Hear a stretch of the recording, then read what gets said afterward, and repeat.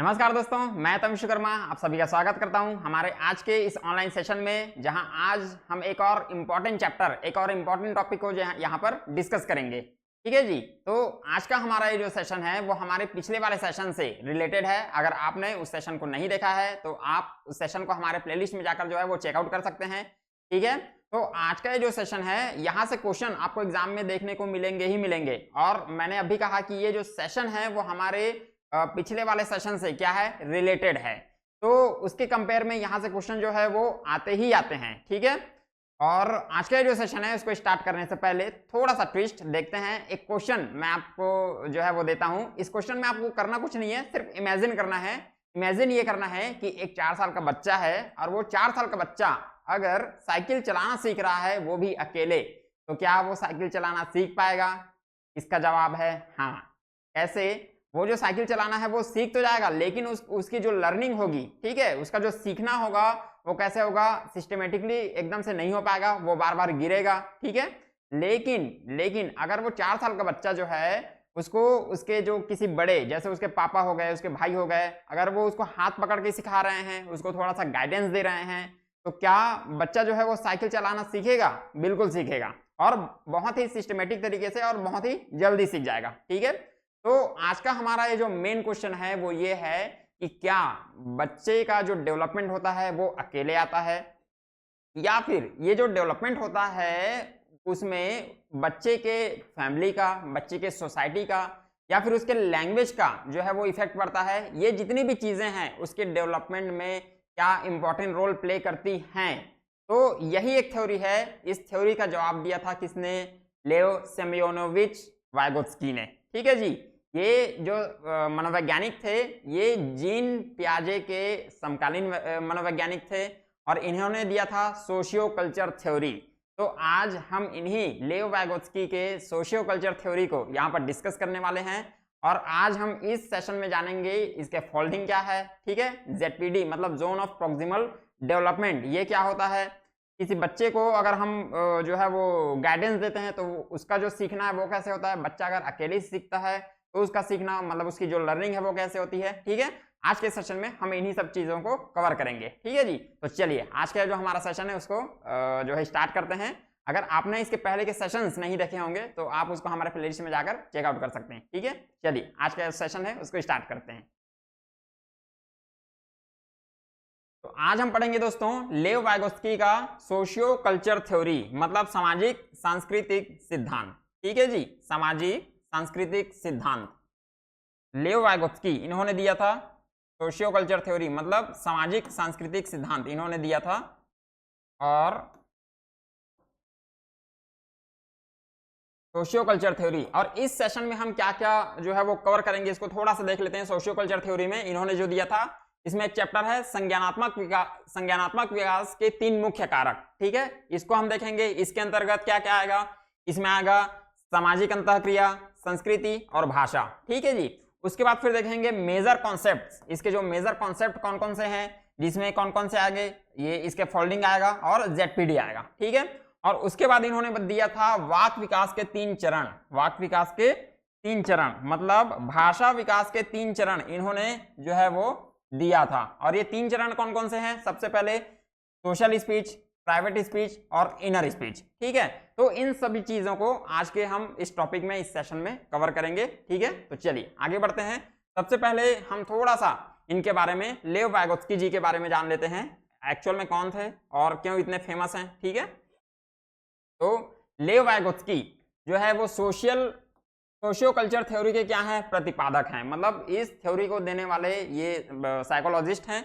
और ये लेओ सेमियोनोविच वाइगोत्स्की, इनका जन्म हुआ था 1896 में और मृत्यु हुई थी 1934 में। यानी ये जो साइकोलॉजिस्ट हैं वो जीन पियाजे जो हैं उनका भी जो जन्म हुआ था 1896 में। ठीक है। ये उनके समकालीन थे, मतलब उनके साथ उन्हीं के समय के ये साइकोलॉजिस्ट हैं। ठीक है। तो लेओ वाइगोत्स्की जो है वो रहने वाले कहाँ थे? रूस के। कहाँ के जो मनोवैज्ञानिक थे? रशिया के। और जीन पियाजे के क्या थे? समकालीन मनोवैज्ञानिक थे।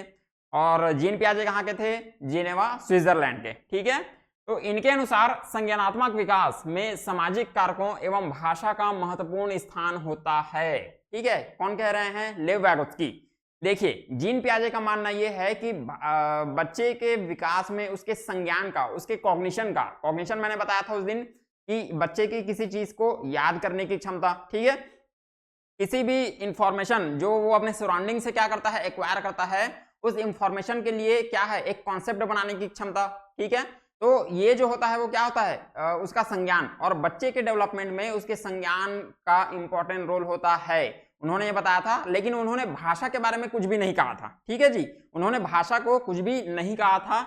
लेकिन इनका कहना यह है कि इनका, लेव वैगोत्स्की जी का, कि बच्चे के संज्ञानात्मक विकास में, ठीक है, इसका सामाजिक कारकों का, ठीक है, सामाजिक जो सोशल फैक्टर्स होते हैं, ठीक है, और भाषा का क्या है, महत्वपूर्ण स्थान होता है। मतलब संज्ञान के साथ साथ जो सोशल फैक्टर होते हैं, जो आसपास की जो चीजें होती हैं, सराउंडिंग्स में जो चीजें होती हैं उनका, और बच्चे का जो लैंग्वेज होता है उसका एक इंपॉर्टेंट रोल होता है, किसमें, बच्चे के संज्ञानात्मक विकास में। ठीक है, और इनका कहना यह है कि बच्चा जो होता है वो अपने सोसाइटी से और कल्चर से, ठीक है, सोसाइटी से और कल्चर से क्या करता है, इंटरेक्शन करता है, मतलब अंतःक्रिया करता है, और उसके फलस्वरूप उसका जो डेवलपमेंट होता है उसके सोसाइटी और उसके कल्चर की अंतःक्रिया का क्या होता है, परिणाम होता है, इंटरेक्शन का क्या होता है, रिजल्ट होता है। ठीक है, अर्थात सामाजिक अंतःक्रिया के बाद क्या होता है, विकास होता है। ठीक है जी, तो इनके जो मत हैं, इनका जो मानना है वो जीन पियाजे से अलग है।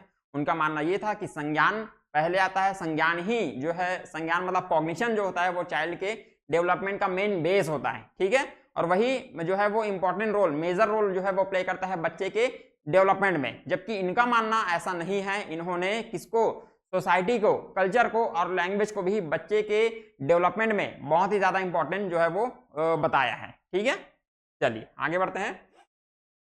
तो वैगोत्स्की जी का एक और है कि ये, इनका मानना यह है कि ये एक सोशल कंस्ट्रक्टिविस्ट साइकोलॉजिस्ट थे। ठीक है, और क्या थे, सोशल कंस्ट्रक्टिविस्ट साइकोलॉजी। ठीक है, ये भी एक रचनात्मक मनोवैज्ञानिक थे, साइकोलॉजिस्ट थे। और जीन पियाजे भी जो है वो एक रचनात्मक, मतलब एक हार्डकोर कंस्ट्रक्टिविस्ट थे, एक कट्टर साइकोलॉजिस्ट थे। ठीक है जी, इनके अनुसार बच्चे कुशल और जानकार लोगों के साथ बातचीत एवं सहयोग के माध्यम से सीखते हैं। बच्चे कैसे सीखते हैं, बच्चे जो हैं वो अपने सराउंडिंग्स में, ठीक है, अपने आसपास अपने आसपास, उनके आसपास जितने भी लोग होते हैं उनसे क्या करेंगे, बातचीत करेंगे, इंटरेक्ट करेंगे, और उस इंटरेक्शन के फलस्वरूप जो है वो किसी भी चीज को वो लर्न करेंगे। ठीक है, किसी भी चीज को सीखेंगे। और एक मल्टी कल्चर्ड क्लासरूम में छात्रों के सामाजिक सांस्कृतिक संदर्भ को ध्यान में रखना आवश्यक है। मान लीजिए कोई क्लासरूम है, उसमें अगर 15 से 20 अगर स्टूडेंट्स हैं, तो वो 15 से 20 स्टूडेंट जो हैं वो क्या एक ही फील्ड से आएंगे? नहीं। ठीक है, सबका बैकग्राउंड अलग होगा, सबके बैकग्राउंड मतलब फैमिली बैकग्राउंड जो है अलग होगा, सबके फैमिली बैकग्राउंड का जो मतलब उनका जो रहन सहन है, जो जीवन शैली है, लाइफ स्टाइल है, वो अलग अलग होगा। तो जितने भी जो बच्चे हैं, हमको एज अ टीचर जो है उनके फैमिली बैकग्राउंड का, उनकी संस्कृति का, ठीक है, उसको क्या करना है, हमें उनको सम्मान देना है, हमें उनको क्या करना है, सम्मान देना है, और उनके कॉन्टेक्स्ट को क्या रखना है, उसको अपने जेहन में रखना है। किसी को भी जो है वो दोयम दर्जे का नहीं समझना है, ऐसा इनका कहना है। ठीक है, चलिए तो अब आते हैं मेन टॉपिक पर। क्या है, इनके अनुसार बालक का संज्ञानात्मक विकास 3 मुख्य कारकों पर निर्भर करता है। ठीक है जी, उसमें सबसे पहला कारक क्या है, सामाजिक अंतःक्रिया। सामाजिक अंतःक्रिया या सोशल इंटरेक्शन। सामाजिक अंतःक्रिया से पहले इन्होंने क्या कहा था, सीखना, मतलब लर्निंग। एक्चुअल में बच्चे का लर्निंग कैसे होता है, ठीक है, बच्चे का लर्निंग कैसे होता है कि बच्चे जो है अपने सराउंडिंग्स में, अपने आसपास, अपने वातावरण में जितने भी लोग होते हैं उनसे क्या करते हैं, इंटरेक्ट करते हैं, मतलब सोसाइटी और कल्चर। ठीक है, सोसाइटी और कल्चर के इंटरेक्शन के फलस्वरूप बच्चा जो है वो लर्न करता है, किसी भी चीज को सीखता है। दूसरा इन्होंने बताया कि सोशल कांटेक्ट, सामाजिक संपर्क। तो सामाजिक संपर्क क्या है, दूसरों से सीखने, नए पर्सपेक्टिव्स प्राप्त करने और अपने ज्ञान और कौशल का विकास करने में सहायता करता है। ठीक है, बच्चे को अगर किसी चीज को सीखना है, ठीक है, तो सबसे पहले उनको क्या करना पड़ेगा, दूसरों से कांटेक्ट जो है वो करना पड़ेगा। ठीक है, और इस कॉन्टेक्ट के फलस्वरूप ये जो कॉन्टेक्ट होता है, इंटरेक्ट जब बच्चा जो है वो अपने आसपास के लोगों से करता है तो वो दूसरों के व्यू पॉइंट को क्या है समझने लगता है, ठीक है। और दूसरों के व्यू पॉइंट को समझकर अपने जो है इंफॉर्मेशन को क्या करता है, उसको रिफाइन करता है। क्या करता है? रिफाइन करता है, या फिर उस इंफॉर्मेशन के लिए क्या बनाता है, एक कॉन्सेप्ट अपने दिमाग में बनाता है, ठीक है। तो इनका कहना यही है कि सोशल कॉन्टैक्ट क्या है, ये जो सोशल कॉन्टैक्ट होता है वो बच्चे को सीखने के लिए, नए पर्सपेक्टिव्स प्राप्त करने के लिए और अपने स्किल्स को डेवलप करने के लिए क्या होता है, आवश्यक होता है या फिर सहायता करता है, ठीक है जी। और दूसरा इसमें आता है कल्चर। दूसरा क्या आता है दोस्तों? कल्चर। संस्कृति। संस्कृति क्या होती है? लोगों की जीवन शैली, लोगों की जो पहचान होती है वो क्या होती है? संस्कृति। भाई एक जो आदमी है, क्योंकि man is a social animal, ठीक है, तो मानव जो है वो एक सामाजिक प्राणी है, तो उसकी पहचान कैसे है? उसकी संस्कृति से, उसकी भाषा से, ठीक है। तो उसकी संस्कृति जो है उसका क्या होती है? पहचान होती है किसी भी आदमी का।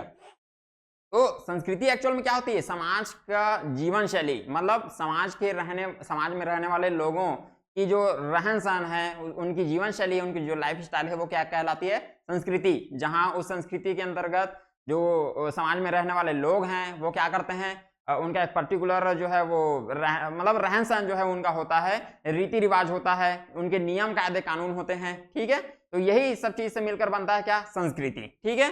तो संस्कृति जो होता है वो क्या है? सीखने और विकास को आकार देने में महत्वपूर्ण भूमिका निभाती है।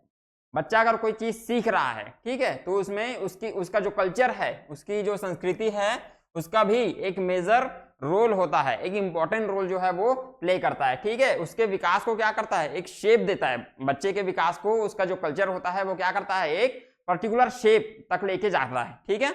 इसके अलावा बच्चे समाज में इंटरेक्शन करके वहां की संस्कृति को क्या करते हैं? अपनाते हैं, ठीक है जी। भाई बच्चा जिस समाज में रहेगा उस समाज के अकॉर्डिंग वो जो है वो रहन सहन जो है करना सीखेगा, उस समाज के अकॉर्डिंग ही उसकी जो लाइफ स्टाइल वो इंप्रूव होगी, ठीक है जी। तो बच्चा जो है वो जिस समाज में रहेगा उस समाज के रहन सहन को अपनाएगा, मतलब उसकी जीवन शैली को क्या करेगा? एडॉप्ट करेगा, ठीक है। तो वहां रहकर बच्चे समाज में अंतःक्रिया करके वहां की संस्कृति को क्या करते हैं? अपनाते हैं। इसके अलावा शिक्षा, एजुकेशन क्या करती है? एजुकेशन जो होती है वो कल्चर को रिफाइन करती है। क्या करती है? रिफाइन करती है, मतलब परिष्कृत करती है, उसको सुधारती है, उसमें इंप्रूवमेंट लाती है। इसके अलावा एजुकेशन जो होती है वो संस्कृति को एक पीढ़ी से, मतलब एक जनरेशन से दूसरे जनरेशन में क्या करती है? उसको ट्रांसफर करती है, ठीक है। तो शिक्षा जो होती है, ठीक है, शिक्षा संस्कृति को एक जनरेशन से दूसरे जनरेशन में क्या करती है? दूसरे जनरेशन में ट्रांसफर करती है, ठीक है, ठीक है। शिक्षा क्या करती है? सबसे पहले शिक्षा जो होती है वो संस्कृति को रिफाइन करती है, ठीक है, कल्चर को रिफाइन करती है। इसके अलावा एक जनरेशन से दूसरे जनरेशन में एजुकेशन के थ्रू ही जो संस्कृति होती है वो क्या होती है? ट्रांसफर होती है, ठीक है। तो शिक्षा जो होती है संस्कृति की निरंतरता को बनाए रखती है, मतलब भाई एक जनरेशन से दूसरे जनरेशन में जा रही है, मतलब वो क्या है? कॉन्टिन्यूअस है, वो खत्म तो नहीं हो रही है, ठीक है। दूसरी बात, उसके हस्तांतरण में सहायता करती है और संस्कृति का क्या करती है? परिष्करण, मतलब उसको इंप्रूव करती है, ठीक है जी। तो बच्चा क्या है? अपने आसपास रहने वाले लोगों से क्या करता है? सीखता है, इंटरेक्ट करता है, ठीक है। और वो जिस समाज में रहता है वहां की संस्कृति को क्या करता है? अडॉप्ट करता है, ठीक है जी। चलिए, इसके बाद तीसरे नंबर पर आता है लैंग्वेज। क्या आता है तीसरे नंबर पर दोस्तों? लैंग्वेज। लैंग्वेज क्या है? लैंग्वेज मीन्स ऑफ कम्युनिकेशन, मतलब मीडियम ऑफ कम्युनिकेशन। हमारे विचारों के आदान प्रदान का एक जो माध्यम है वो क्या है? लैंग्वेज है, ठीक है। तो बच्चे के विचार, बच्चे को अपने विचार अगर व्यक्त करने हैं, उसका सबसे सशक्त माध्यम, ठीक है, वो क्या है? लैंग्वेज है। तो लैंग्वेज क्या है? भाषा की सहायता से बच्चा अपने उच्च मानसिक कार्यों को क्या करता है? रिफाइन करता है, ठीक है। बच्चे के दिमाग में जो भी चल रहा है, उसको जो भी महसूस हो रहा है, जो भी फील कर रहा है, वो अपने आसपास के लोगों से उसको क्या करता है? अपने लैंग्वेज के थ्रू, अपने लैंग्वेज के माध्यम से उसको क्या करेगा? जो है वो बताएगा दूसरों को, ठीक है जी। तो लैंग्वेज क्या है? Means of communication, medium of communication. तो भाषा को अधिगम और संज्ञानात्मक विकास के लिए एक महत्वपूर्ण उपकरण जो है वो माना जाता है, ठीक है। भाषा को क्या है? एक महत्वपूर्ण उपकरण है, वो माना गया है किसके लिए? अधिगम, मतलब लर्निंग और कॉग्निटिव डेवलपमेंट के लिए, ठीक है जी। ये जो है वो माना जाता है। चलिए देखते हैं वाइगोत्स्की और भाषा, वाइगोत्स्की एंड लैंग्वेज। इनका मानना था किन का? जीन पियाजे का। ठीक है, जीन पियाजे जी ये हैं, इन्होंने दिया था कॉग्निटिव डेवलपमेंट थ्योरी। इनका मानना ये है कि बच्चे का जो संज्ञान होता है वो उसके डेवलपमेंट में मेजर रोल जो है वो प्ले करता है, भाषा कुछ भी नहीं है। ठीक है, इनका मानना ये है कि विचार जो है वो भाषा से पहले आता है। ठीक है, जीन पियाजे जी का मानना क्या है कि बच्चे का जो विचार है उसके डेवलपमेंट में वो पहले आता है, भाषा जो है वो बाद में आती है। ठीक है, इनका मानना क्या है कि विचार पहले है और भाषा बाद में। ठीक है, जबकि वाइगोत्स्की जी का कहना क्या है कि भाषा का विचारों पर गहरा प्रभाव होता है। लेव वाइगोत्स्की जी का कहना है कि बच्चे के डेवलपमेंट में, बच्चे के विकास में भाषा और विचार दोनों जो है वो साथ साथ चलते हैं। ठीक है, स्टार्टिंग में भाषा और विचार दोनों अलग अलग होते हैं। ठीक है, लेकिन 3 साल की अवस्था तक, ठीक है, 3 साल की अवस्था तक ये दोनों जो हैं वो आपस में क्या हो जाते हैं? मिल जाते हैं। 3 साल की अवस्था तक बच्चे के जो भाषा और विचार आपस में क्या हो जाते हैं? मिल जाते हैं। जीन पियाजे का कहना है कि पहले क्या आती है, पहले क्या आता है? बच्चा सोचना शुरू करता है, मतलब उसका संज्ञान जो है वो ज्यादा इंपॉर्टेंट है, भाषा जो है वो लैंग्वेज जो है वो बाद में आती है। इनका कहना ऐसा नहीं है कि बच्चे के विकास में दोनों का योगदान होता है। ठीक है, और ये दोनों स्टार्टिंग में जो है वो अलग अलग रहते हैं, बाद में 3 साल की अवस्था तक दोनों जो है वो आपस में क्या हो जाते हैं? मिल जाते हैं। ठीक है, तो ये थे दोनों के अपने अपने थॉट जो इन्होंने दिया था लैंग्वेज के बारे में। ठीक है जी, चलिए आगे बढ़ते हैं। अब इनके मेजर कॉन्सेप्ट जो है उसको देख लेते हैं, प्रमुख अवधारणाएं क्या क्या हैं। ठीक है, तो सबसे पहले जो अवधारणा है वो क्या है? इसके फोल्डिंग। इसके फोल्डिंग को बोलते हैं पाड़ या मचान। ठीक है, पाड़ या मचान। अब जैसे बच्चा अगर कोई चीज सीख रहा है, जैसे मैंने शुरू में कहा था कि बच्चा क्या है? साइकिल चलाना सीख रहा है। ठीक है, तो बच्चा अगर साइकिल चलाना सीख रहा है, ठीक है, अगर वो अकेले सीखता है ना, अगर वो अकेले सीख रहा है तो उसको जो है अलग अलग टाइप के प्रॉब्लम जो है वो फेस करेगा। ठीक है, और कभी कभी जो है वो उसका जो सीखना है वो ज्यादा क्या हो जाता है? कॉम्प्लेक्स हो जाता है। अगर वो साइकिल थोड़ा सा साइड कर देते हैं, कोई दूसरा चीज भी अगर वो सीख रहा है जहां पर बच्चा किसी काम को करने में क्या है? असमर्थ है, या फिर ज्यादा दिक्कतें जो है वो उस काम को करने में उसको आ रही हैं, तो जो एडल्ट्स होते हैं, चाहे उसके घर के कोई लोग हों, उसके जो बड़े मित्र हों, या फिर उसके टीचर, तो उस काम को करने में उसको क्या करते हैं? एक टेम्पररी हेल्प या फिर एक गाइडेंस जो है वो दे देते हैं, जिसके कारण बच्चा उस काम को करने में क्या होता है? सक्षम। ठीक है जी, तो ये कहलाता है क्या? स्कैफोल्डिंग। क्या कहलाता है? स्कैफोल्डिंग। मतलब ये क्या है? एक टेम्पररी हेल्प है, एक टेम्पररी गाइडेंस है जो उसके बड़ों के द्वारा बच्चे को दिया जाता है, जो बड़े उससे ज्यादा उस काम के बारे में क्या करते हैं? जानते हैं। ठीक है जी, तो वयस्कों द्वारा बच्चों को उनकी शिक्षा में दी जाने वाली अस्थायी सहायता, ठीक है, टेम्पररी हेल्प, जैसे किसी भी प्रॉब्लम के लिए उनको अपन कोई हिंट दे देते हैं, ठीक है, कोई क्लू जो है वो दे देते हैं, किसी चीज का एग्जांपल दे देते हैं, किसी चीज को ट्रांसलेट कर देते हैं जो बच्चे को समझ में नहीं आ रही है, तो ये जो कहलाता है एक टेम्पररी हेल्प, जिसके कारण बच्चा किसी काम को करने में क्या हो जाता है? सक्षम हो जाता है। ठीक है, ये है, ये कहलाता है क्या? इसके फोल्डिंग या पाड़ या मचान। ठीक है जी, चलिए आगे क्या है? ZPD मतलब जोन ऑफ प्रोक्सिमल डेवलपमेंट, इसको बोलते हैं समीपस्थ विकास का क्षेत्र। क्या कहते हैं? समीपस्थ विकास का क्षेत्र। ठीक है, तो जोन ऑफ प्रोक्सिमल डेवलपमेंट क्या है? ठीक है, चलिए थोड़ा सा देखते हैं। जैसे बच्चा अगर किसी काम को कर रहा है, या ठीक है, किसी प्रॉब्लम का सॉल्यूशन ढूंढ रहा है, या फिर किसी चीज को सीख रहा है, या फिर कोई चीज एक्सप्लोर कर रहा है, ठीक है जी, तो वो 3 अलग अलग स्टेजेस में होता है। सबसे पहले क्या कि बच्चे की एक पर्टिकुलर क्या होती है? लिमिटेशन होती है, जहां तक वो अपने काम को सीख सकता है या फिर अपने काम को कर सकता है। ठीक है जी, जैसे ये है, यहां पर हम देखते हैं थोड़ा सा, बच्चा किसी प्रॉब्लम का क्या कर रहा है? सॉल्यूशन जो है वो कर रहा है, तो ये वाला जो एरिया है ये उसकी लिमिटेशंस हैं, मतलब बच्चा बिना किसी हेल्प के यहां तक अपने कार्यों को क्या कर सकता है? कर सकता है बहुत अच्छे से बिना किसी हेल्प के। ठीक है, और उसके बाद फिर एक और एरिया होता है जहां बच्चा जो है वो अपने हाथ खड़े कर देता है कि मैं ये काम नहीं कर, मतलब मुझसे ये काम जो है वो नहीं होगा, बिना किसी हेल्प के जो है, या फिर हेल्प के साथ भी बच्चा उस काम को नहीं कर पाता। वो जो एरिया है वो कहलाता है क्या?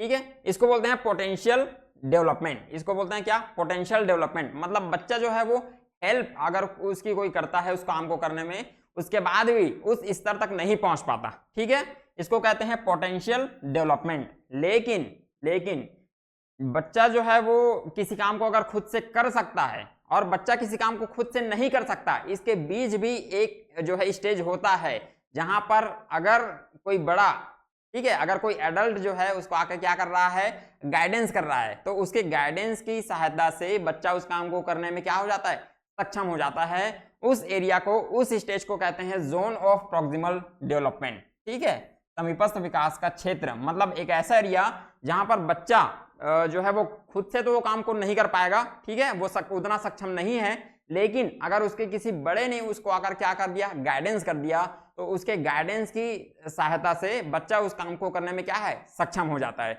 वो जो एरिया है वो कहलाता है क्या, जोन ऑफ प्रॉक्सिमल डेवलपमेंट, मतलब समीपस्थ विकास का क्षेत्र, ठीक है। आई होप ये जो है वो आपको अच्छे समझ में आया होगा। एक बार और इसको देखते हैं, थोड़ा सा इसके जो टर्मिनोलॉजी है इसको देखेंगे, उसके बाद फिर ये जो है ज्यादा अच्छे से।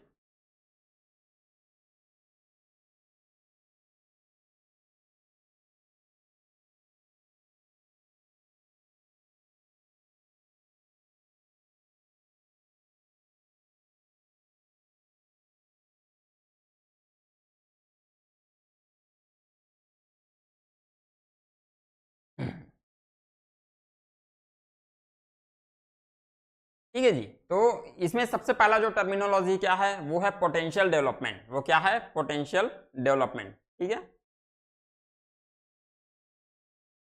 पोटेंशियल डेवलपमेंट मतलब संभाव्य विकास का क्षेत्र, मतलब एक ऐसा एरिया जिसको बालक जो है वो बिना सहायता के नहीं कर सकता, ठीक है, तो इसको बोलते हैं जोन पोटेंशियल डेवलपमेंट, ठीक है। और इसके बाद फिर दो तीन और टर्मिनोलॉजी हैं। इसमें क्या है, एक रियल डेवलपमेंट। क्या है रियल डेवलपमेंट, मतलब ऐसा एरिया या फिर ऐसा स्टेज जहां पर बच्चा बिना किसी हेल्प के काम को एकदम अच्छे तरीके से सिस्टमेटिकली या सुचारू रूप से कर सकता है, वो क्या कहलाता है, रियल डेवलपमेंट, ठीक है जी।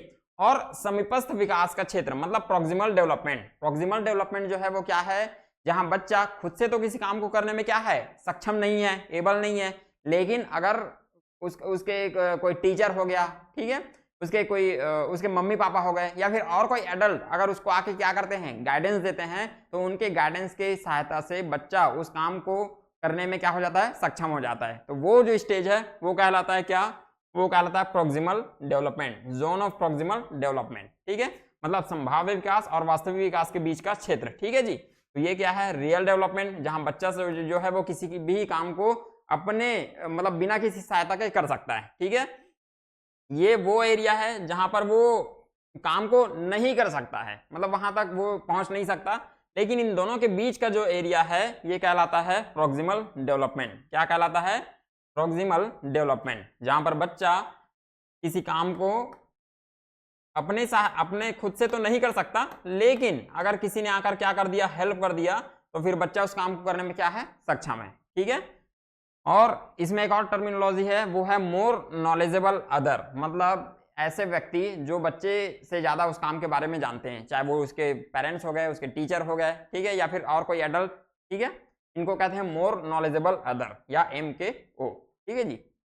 चलिए, अब इन्होंने वाक विकास मतलब भाषा विकास के 3 चरणों की क्या है, पहचान की है। मतलब भाषा विकास को जो है वैगोत्स्की ने 3 अलग अलग स्टेज में बांटा है, ठीक है जी। तो पहला स्टेज क्या है, सामाजिक भाषण या सोशल स्पीच, ठीक है, सामाजिक भाषण या सोशल स्पीच। और ये जो है भाषा विकास का पहला चरण होता है, ठीक है, भाषा विकास का क्या है, ये पहला चरण है। 0 से 2 वर्ष की जो अवस्था होती है वो क्या है, सोशल स्पीच कहलाती है। क्या कहलाती है, सोशल स्पीच। भाषा विकास का सबसे पहला चरण, जहां बच्चा जो है वो कोई चीज बोलना नहीं सीखा है, बोलने से पहले की जो अवस्था है वो कहलाती है क्या, सोशल स्पीच, ठीक है। प्रारंभिक चरण होता है जहां बच्चा लोगों के साथ, ठीक है, क्या करता है, कम्युनिकेशन करने के लिए भाषा का उपयोग करता है, लेकिन भाषा तो वो सीखा नहीं अभी। तो भाषा से पहले की अवस्था जैसे क्राइंग हो गया, बैबलिंग हो गया, मतलब बच्चे को अगर कोई चीज भूख लग रही है तो फिर वो उसके लिए रोना शुरू करता है, इस टाइप के, ठीक है, जो हैं इसको कहते हैं सोशल स्पीच, जहां बच्चा पहले ये पहला चरण है जहां पर बच्चा जो है वो लोगों से इंटरेक्ट करने की कोशिश करता है अपने लैंग्वेज के थ्रू, ठीक है। लेकिन लैंग्वेज जो है वो उसको शब्द भंडार जो है उस समय इतने विकसित नहीं रहते, तो बच्चा जो है वो किसी चीज के लिए रोना शुरू कर देगा या किसी भी चीज के लिए हंसना शुरू कर देगा, ठीक है। तो ये है क्या, सोशल स्पीच। इसके बाद इसका दूसरा जो चरण है वो कहलाता है प्राइवेट स्पीच। क्या कहलाता है जी, प्राइवेट स्पीच, ठीक है। 3 साल की एज में ये जो अवस्था है वो आती है, ठीक है।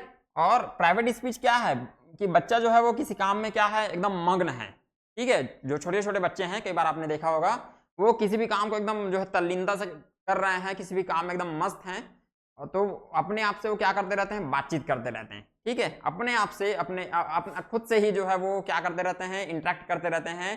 वो स्टेज कहलाती है क्या, वो स्टेज कहलाती है प्राइवेट स्पीच। क्या कहलाती है, या प्राइवेट स्पीच या निजी भाषण, जहां बच्चा किसी भी एक्टिविटी में क्या है, व्यस्त है और वो कम्युनिकेशन के लिए क्या करता है, खुद से बात करता है, ठीक है। कम्युनिकेशन के लिए खुद से क्या करता है, बात करता है। छोटे छोटे बच्चे अगर कोई गुड्डे गुड़िया खेल रहे हैं तो आपस में क्या करेंगे, आप मतलब खुद से ही अपने आप से ही जो है वो बात करने लगते हैं, बात कर रहे होते हैं। वो स्टेज कहलाती है प्राइवेट स्पीच। क्या कहलाती है, प्राइवेट स्पीच, ठीक है। जैसे बच्चा है, क्या बना रहा है ना, ये जो है वो बिल्डिंग जो है वो जनरेट कर रहा है, तो ये अपने आप से ही क्या कर रहा है, अपने आप से ही बात कर रहा है, अपने आप से ही सोच रहा है उस चीज को, क्या होगा कैसे होगा, ठीक है। ये है। तो इस प्राइवेट स्पीच को पियाजे ने क्या कहा है कि ये वैल्यूबल नहीं है, ठीक है। ये वैल्यूबल नहीं होता है, ये अर्थहीन होता है।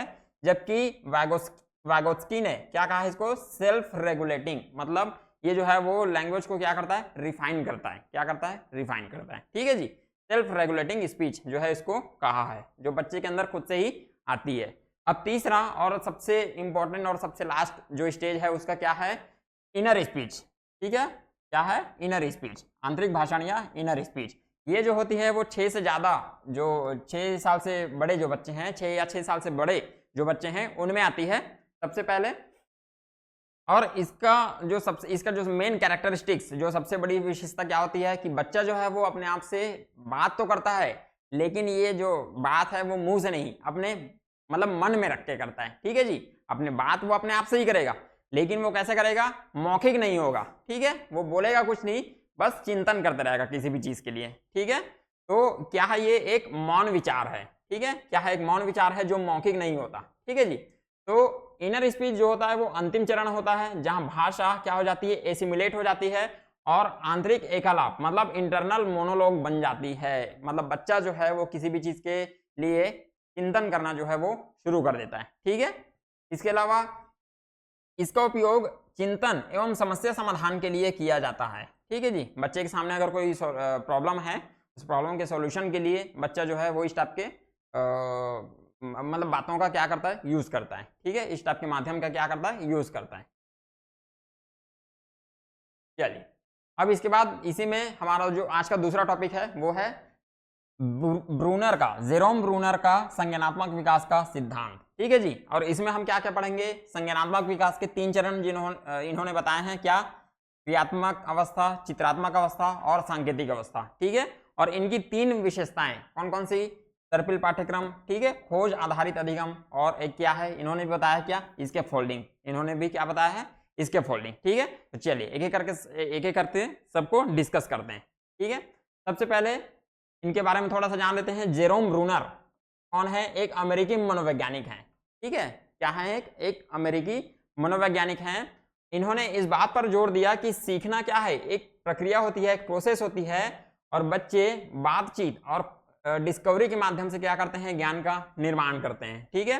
देखिए, जीन पियाजे ने संज्ञानात्मक विकास का सिद्धांत दिया है। उनका कहना यह है कि बच्चे जो होते हैं वो साइंटिस्ट होते हैं, ठीक है। साइंटिस्ट होते हैं जो अपने आसपास की चीजों के बारे में या किसी इंफॉर्मेशन के बारे में या किसी प्रॉब्लम के सॉल्यूशन के लिए जो है इंफॉर्मेशन उनको जो मिलती है उसके बारे में अपने अंदर जो ज्ञान का निर्माण वो खुद से करते हैं, ठीक है। या फिर किसी भी इंफॉर्मेशन के बारे में कॉन्सेप्ट बच्चा जो है वो खुद से क्या करता है, जनरेट करता है, ठीक है। लेकिन इनका मानना क्या है कि बच्चे कि लर्निंग क्या है, लर्निंग एक प्रोसेस होती है, और बच्चा जो है वो कम्युनिकेशन के माध्यम से या फिर किसी भी डिस्कवरी के माध्यम से क्या करता है, सीखता है। क्या करता है, लर्न करता है या सीखता है और अपने क्या है, ज्ञान का निर्माण करता है। ठीक है, तो ये क्या है, एक संज्ञानात्मक और शैक्षिक मनोवैज्ञानिक थे। ठीक है, ये न सिर्फ एक संज्ञानात्मक बल्कि एक शैक्षिक मनोवैज्ञानिक भी माने जाते हैं। ठीक है जी, कौन, जेरोम ब्रूनर। ठीक है, तो बच्चा क्या है, बच्चा जो होता है वो इंटरेक्शन के थ्रू क्या करता है, सीखता है। सीखना क्या है, एक प्रोसेस है। ठीक है, सीखना क्या है, एक प्रोसेस है और बच्चा इंटरेक्शन के थ्रू मतलब दूसरों से बातचीत करके, ठीक है, और किसी भी चीज को एक्सप्लोर करके अपने ज्ञान का क्या करता है, निर्माण करता है। ठीक है जी, चलिए, तो इन्होंने भी जो है वो संज्ञानात्मक विकास को 3 अलग अलग स्टेज में जो है वो बांटा है। ठीक है, सबसे पहली जो अवस्था है वो क्या है, क्रियात्मक अवस्था। सबसे पहली अवस्था क्या है, क्रियात्मक अवस्था, जिसमें बच्चा ऐसा मानता है कि जिसे मैं करता हूं उसे मैं समझ जाता हूं। मतलब बच्चा जो भी काम कर रहा है उसके बारे में जो कॉन्सेप्ट जो है उसके दिमाग में जनरेट हो जाते हैं। ठीक है, तो ये जो अवस्था है ये फर्स्ट स्टेज है और जन्म से 18 माह तक, ठीक है, ये जो अवस्था है वो मानी जाती है। ठीक है, जिसमें बालक क्या करता है, किसी भी कोई भी ऐसी वस्तु जो उसके सामने पड़ी है उससे क्या करता है, उससे इंटरेक्ट करता है। ठीक है, उससे क्या करता है, इंटरेक्ट करता है और उसके जो इफेक्ट हैं उसको क्या करता है, उसको जानता है, उसको सीखता है। ठीक है जी, तो जन्म से 18 वर्ष तक की जो अवस्था है वो कहलाती है फंक्शनल स्टेज या क्रियात्मक अवस्था, जिसमें बच्चा किसी भी वस्तु के इफेक्ट को, उसके प्रभाव को सीखने के लिए क्या करता है, उससे इंटरेक्ट करता है। ठीक है, उससे अंतःक्रिया करता है और उसके जो इफेक्ट पड़ते हैं, ठीक है, उसको सीखता है। जैसे मान जाए 2 साल का कोई बच्चा है, ठीक है, अगर हंस रहा है वो या फिर रो रहा है, उसके सामने आप झुनझुना बजा दो तो एकदम से चुप हो जाता है।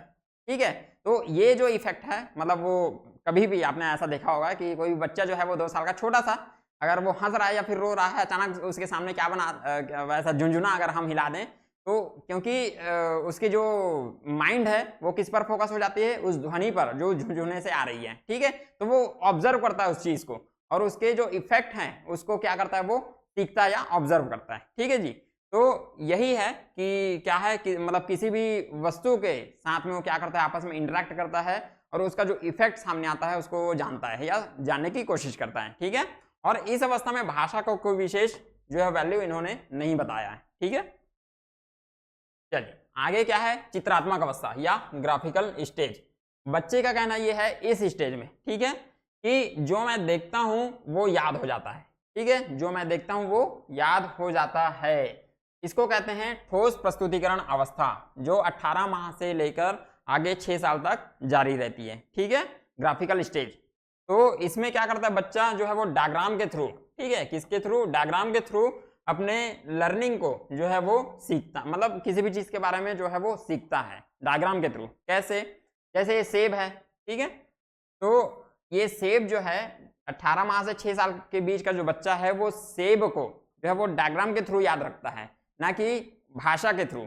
वो जो है वो ये सेब है उसको ऐसा वो सेब बोल के याद नहीं रखेगा, बल्कि ये सेब है उसको इस डायग्राम की सहायता से जो है वो याद करने की कोशिश करता है। ठीक है जी, तो ये वो अवस्था है जहां पर बच्चा जो है वो किसी भी चीज को डायग्राम के थ्रू जो है वो याद रखता है, ना कि उसके भाषा के थ्रू, ठीक है, या फिर लैंग्वेज के थ्रू। तो इससे बालक में विजुअल मेमोरी का क्या होता है, विकास, मतलब किसी भी चीज को इमेजिन करने की, विजुअलाइज करने की जो क्षमता होती है वो क्या होती है, विकसित होती है। ठीक है, और तीसरी जो अवस्था है वो क्या है, सिंबॉलिक स्टेज। ठीक है, सिंबॉलिक स्टेज या सांकेतिक अवस्था। इस अवस्था में बच्चे का कहना क्या है कि मैं जो भी सुनता हूं वो क्या हो जाता है, भूल जाता हूं।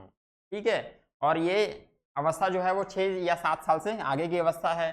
तो इस समय बच्चे का जो ज्ञान होता है वो सिंबल्स के रूप में क्या हो जाता है, संग्रहित होता है। ठीक है, बच्चे का जो ज्ञान होता है वो सिंबल्स के थ्रू जो है वो संग्रहित हो जाता है, जैसे किसी भाषा के रूप में, किसी संख्या के रूप में या किसी कोड के रूप में। ठीक है जी, तो बच्चे का कहना यह है कि इस अवस्था में 6 से 7 साल के ऊपर के जो बच्चे होते हैं वो किसी भी चीज को, उसका कहना यह है कि अगर मैं किसी भी चीज को सुनता हूं तो उसको भूल जाता हूं, और वो किसी भी चीज को याद रखने के लिए एक पर्टिकुलर कोड का जो है वो फॉर्मेशन करना सीख जाता है, और उस कोड के थ्रू ही वो किसी भी चीज को याद रखता है। जैसे अगर एप्पल का ही एग्जाम्पल लें, तो बच्चे को अगर इस अवस्था में एप्पल को याद रखना है, ठीक है, 6 या 7 साल के ऊपर के जो बच्चे हैं वो उस समय तक मतलब ये जान जाते हैं कि एप्पल क्या है, एक फ्रूट है। एप्पल क्या है, एक फ्रूट है। तो जब भी वो एप्पल को क्या करता है, इमेजिन करता है, तो उसको मतलब उसके दिमाग में आ जाता है कि एप्पल एक फ्रूट है, ठीक है। जबकि उसके पहले वो क्या करता है, एप्पल को याद रखने के लिए डायग्राम, मतलब अपने दिमाग में क्या बनाता है, एप्पल का डायग्राम जो है वो इमेजिन करता है, ठीक है। तो इस समय बच्चा जो है वो एप्पल को, एप्पल जो शब्द होता है उसके लिए क्या हो जाता है, एक फल का क्या हो जाता है, सिंबल, या एक फल का क्या हो जाता है, प्रतीक, ठीक है जी।